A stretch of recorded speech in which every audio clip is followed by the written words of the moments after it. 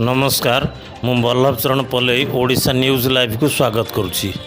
आज निश्चिंत कोइली ब्लॉक अंचल एक अभावन घटना घटी। जड़े स्कूल छात्री केनाल बुड़ी प्राण हराई। कटरपड़ा ग्राम पंचायत सांकिलो ग्रामर स्वर्गत विजय कुमार नायक एकमात्र कन्या वर्षा प्रियदर्शिनी नायक 11 वर्ष स्थानीय बजार को आज मध्याह्न चुट्टी काटियापाई जा स्थानीय बजार चुट्टी काटी निज साइकेल जगे घर को फेरुला बेले 9 नंबर केनाल पड़ जाते। स्थानीय लोके दीर्घ समय खोजाखोजी करने पर शव को स्थानीय केनाल उद्धार करते।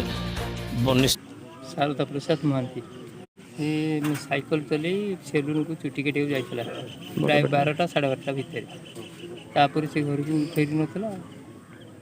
4टा बेले आम शुणा पाइलु जे नाले गोटे पिला भासुची आम जा देखला आमर झील